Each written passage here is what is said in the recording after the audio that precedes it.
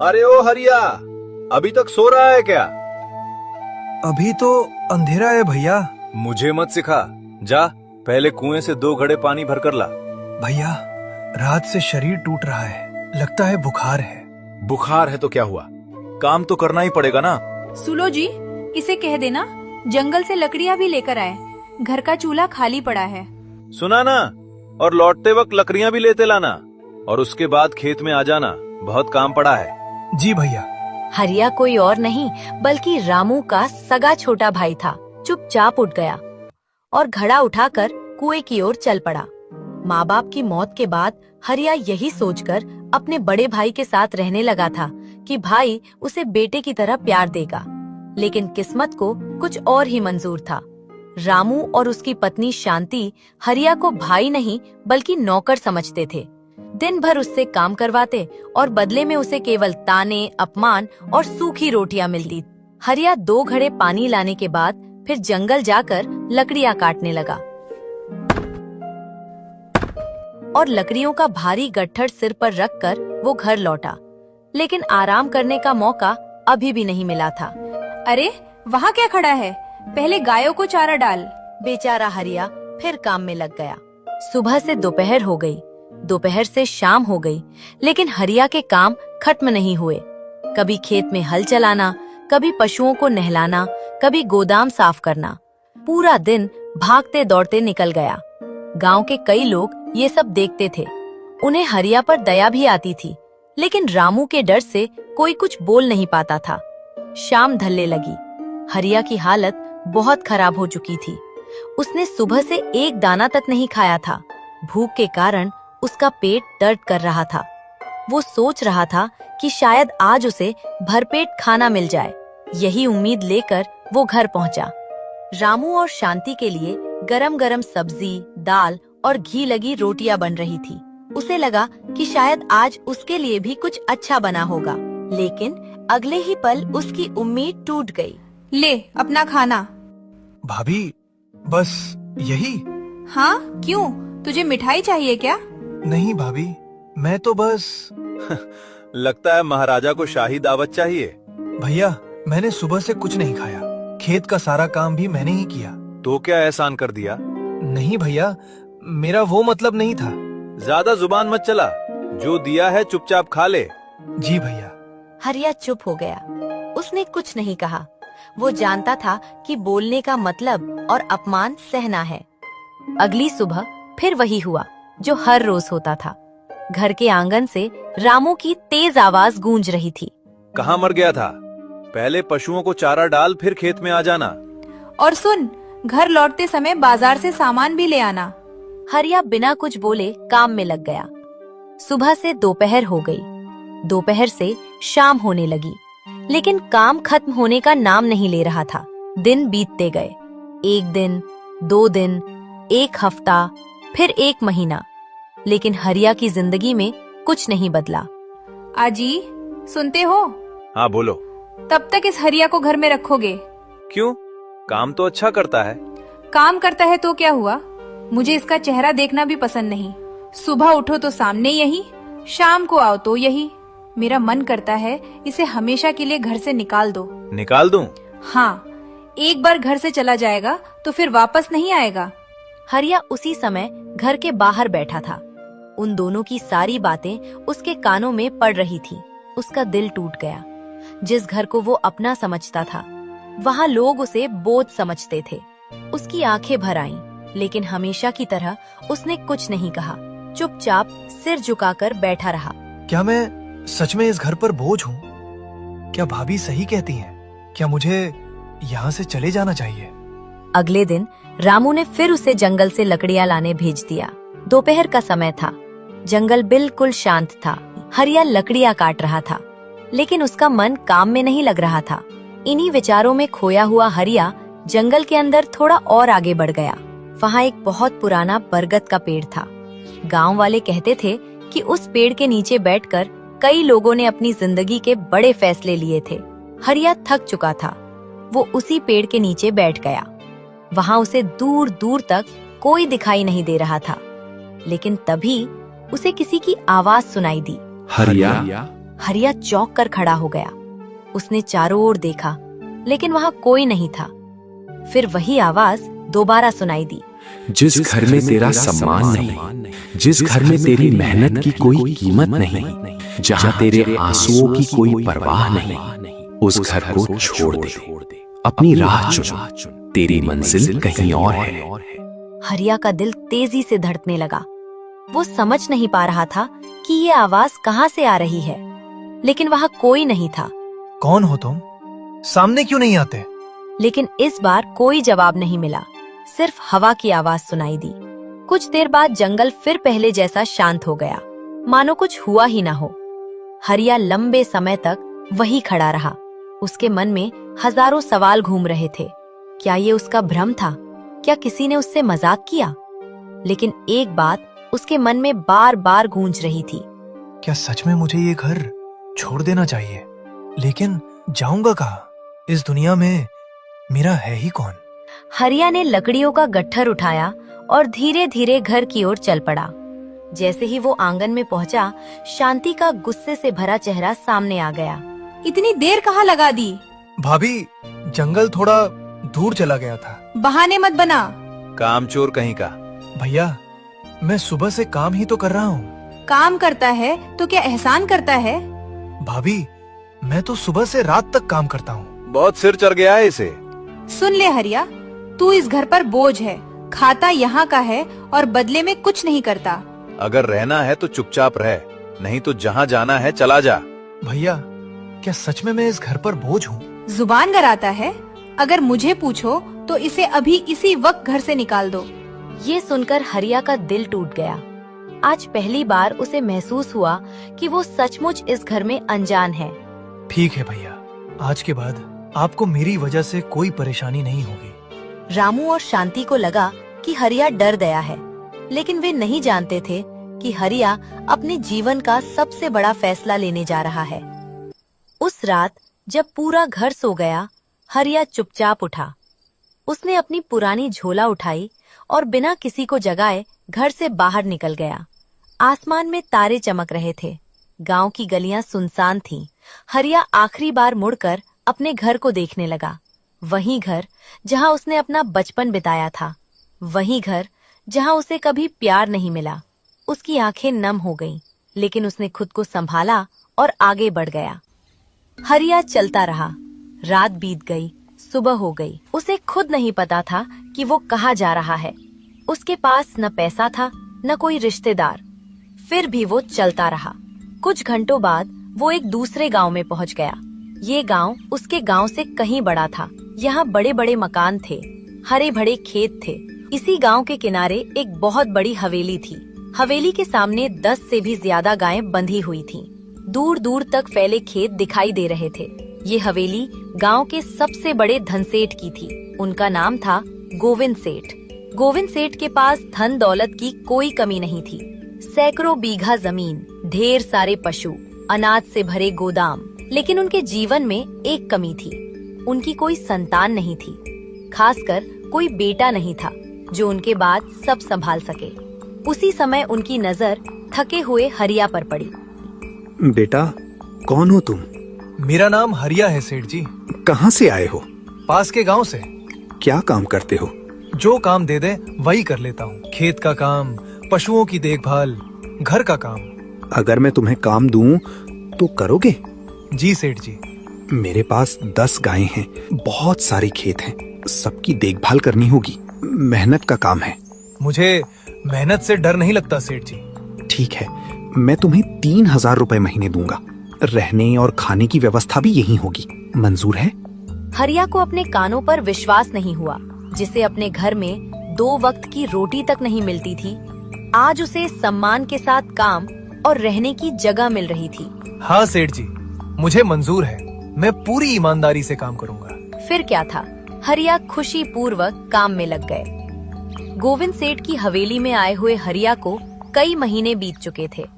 इन महीनों में उसकी जिंदगी पूरी तरह बदल गई थी। यहाँ कोई उसे डांटता नहीं था, कोई उसे अपमानित नहीं करता था। हरिया भी पूरे मन से अपना काम करता था। सुबह सूरज निकलने से पहले उठ जाता, गायों को चारा खिलाता उनके बाड़े की सफाई करता, गोबर उठाता, गायों को नहलाता, फिर खेतों से हरा चारा काट कर लाता। शाम को फिर पशुओं की देखभाल करता। दिन भर मेहनत करने के बाद भी उसके चेहरे पर शिकायत नहीं होती थी। हरिया भाई, तुम इतना काम करके भी कभी थकते नहीं हो क्या? काम से कोई छोटा बड़ा नहीं होता भाई। हरिया की यही बात गोविंद सेठ को सबसे ज्यादा पसंद थी। वे दूर खड़े होकर अक्सर उसे काम करते हुए देखते रहते। जितना वे हरिया को देखते, उतना ही उसका सम्मान उनके मन में बढ़ता जाता। लेकिन फिर भी उनके मन में एक सवाल था, क्या हरिया सचमुच उतना ही ईमानदार है जितना दिखाई देता है, या फिर बाकी लोगों की तरह मौका मिलने पर बदल जाएगा? उन्होंने फैसला किया कि पहले हरिया की परीक्षा ली जाए। एक रात जब सभी लोग सो चुके थे, गोविंद सेठ अपने कमरे से एक बड़ा बैग लेकर निकले। उस बैग में काफी पैसे रखे हुए थे। उन्होंने चुपचाप जाकर वो बैग हरिया के कमरे में रख दिया। बैग ऐसी जगह रखा गया था जहां सुबह उठते ही हरिया की नजर उस पर पड़ जाए। फिर सेठ अपने कमरे में लौट आए। कल ही पता चल जाएगा कि हरिया कैसा इंसान है। अगली सुबह हरिया रोज की तरह जल्दी उठ गया। जैसे ही उसने कमरे का दरवाजा खोला, उसकी नजर उस बैग पर पड़ी। अरे, ये बैग यहाँ कैसे आया? उसने बैग खोला। अंदर बहुत सारे रुपए थे। इतने पैसे उसने अपनी जिंदगी में कभी एक साथ नहीं देखे थे। ये मेरा नहीं है, जरूर किसी का खो गया होगा। कुछ देर के लिए वो हैरान रह गया।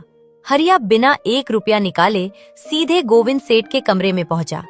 सेठ जी, ये बैग मेरे कमरे में मिला है। शायद किसी का गिर गया होगा। अच्छा, तुमने देखा इसमें क्या है? जी, पैसे हैं। और तुम्हारा मन नहीं किया कि कुछ पैसे अपने पास रख लो? सेठ जी, जो चीज मेरी नहीं है उस पर मेरा हक भी नहीं है। ये सुनकर गोविंद सेठ की आंखें भर आईं। उन्हें वही जवाब मिला था जिसकी उन्हें वर्षों से तलाश थी। हरिया बेटा, आज तुमने मेरा दिल जीत लिया। सच कहूं तो ये बैग मैंने ही रखा था।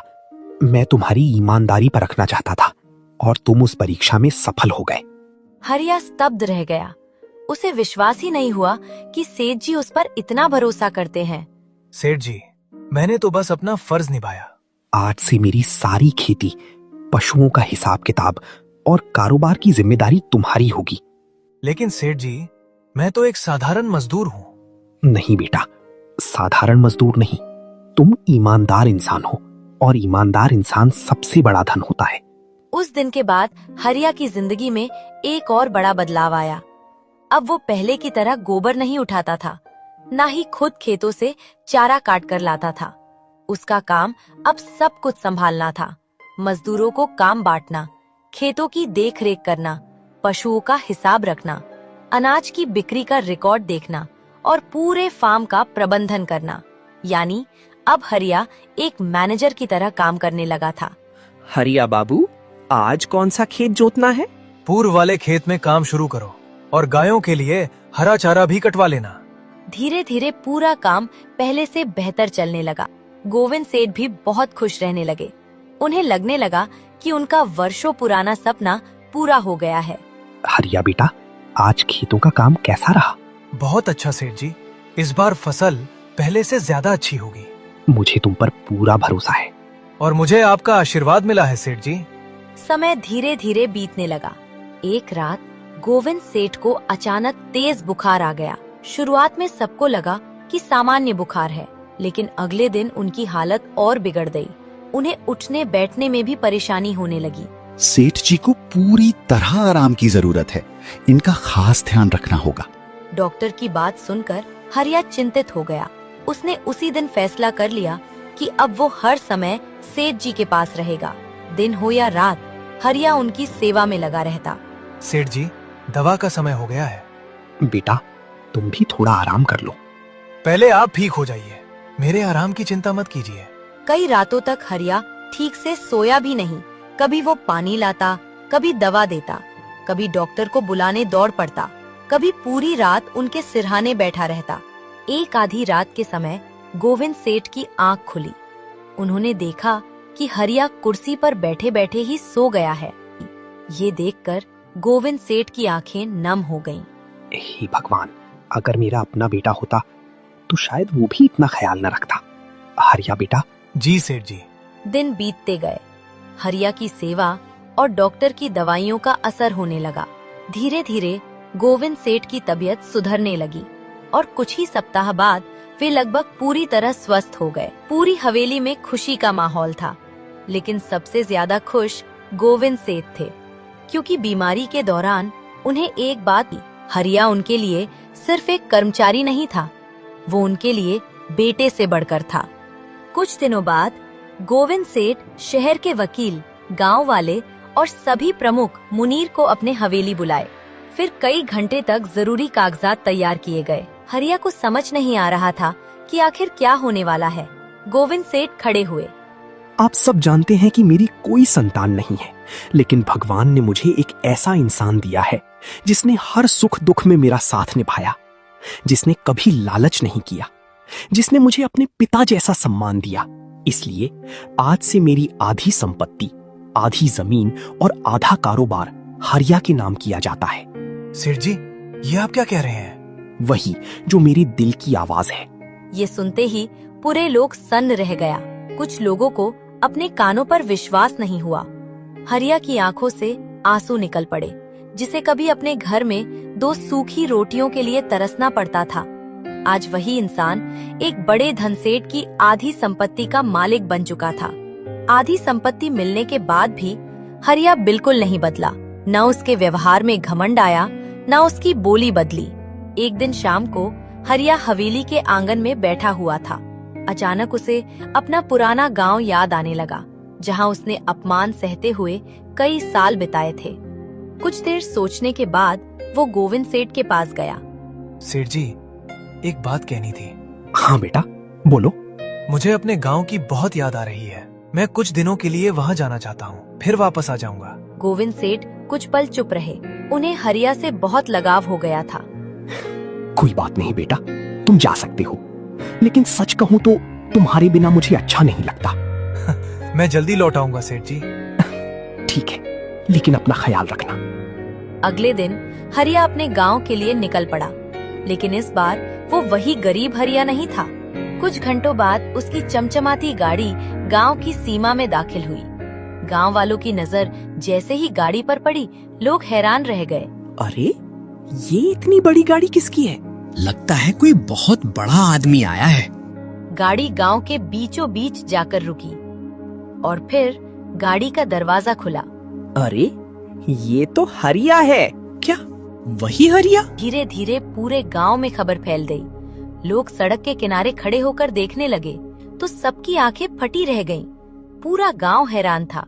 जिस हरिया को कभी लोग फटे कपड़ों में देखते थे, आज वही शानदार कपड़ों में उनके सामने खड़ा था। कुछ दिनों बाद हरिया ने गांव में एक बड़ी जमीन खरीदी। वहां उसने 2 मंजिला नहीं बल्कि 3 मंजिला शानदार भवन बनवाना शुरू कर दिया और देखते ही देखते शानदार घर बना डाला। पूरा गांव उसी की चर्चा करने लगा। उधर रामू और शांति भी ये सब देख रहे थे। उनकी आंखों में विश्वास नहीं हो रहा था। वे बार बार सोच रहे थे, क्या ये वही हरिया है जिसे उन्होंने कभी घर से निकाल दिया था? एक दिन आखिरकार रामू और शांति हरिया के सामने आ ही गए। इतना पैसा, इतनी बड़ी बिल्डिंग, ये सब कैसे? हरिया, ये सब तुम्हारा है? हरिया कुछ पल चुप रहा। उसकी आंखों के सामने पुराने दिन घूमने लगे। सूखी रोटियां, अपमान, ताने और वो रात जब वो घर छोड़कर चला गया था। याद है भाभी, एक समय था जब मुझे 2 सूखी रोटियों के लिए तरसाया जाता था। और हाँ, याद है भैया, जब आपने कहा था कि जहाँ जाना है चला जा। आप लोगों ने मुझे घर से निकाला था। उस दिन मुझे बहुत दुख हुआ था, लेकिन आज मैं आपको धन्यवाद देना चाहता हूँ। धन्यवाद? हाँ, अगर उस दिन मैं घर से नहीं निकलता तो शायद आज भी वहीं रह जाता। शायद मुझे अपनी पहचान कभी नहीं मिलती। मुझे माफ कर दो हरिया, मैंने तुम्हारे साथ बहुत गलत किया। हमसे बहुत बड़ी गलती हो गई। प्लीज हरिया, माफ कर दो। मैंने आप दोनों को बहुत पहले माफ कर दिया था। आज मैं आप सभी से एक बात कहना चाहता हूँ, कभी भी किसी गरीब या कमजोर इंसान का अपमान मत करना, क्योंकि इंसान की कीमत उसके कपड़ों या पैसों से नहीं होती। उसकी कीमत उसके कर्म और ईमानदारी से होती है। ये सुनकर रामू और शांति की नजरें झुक गईं। उनके पास कोई जवाब नहीं था। रामू की आंखों में आंसू आ गए। उसे अपनी गलती का एहसास हो चुका था। उस दिन हरिया ने साबित कर दिया कि ईमानदारी कभी व्यर्थ नहीं जाती। मेहनत का फल देर से सही लेकिन जरूर मिलता है। अगर हमारी वीडियो पसंद आई हो तो वीडियो को लाइक और चैनल को सब्सक्राइब करना ना भूलें।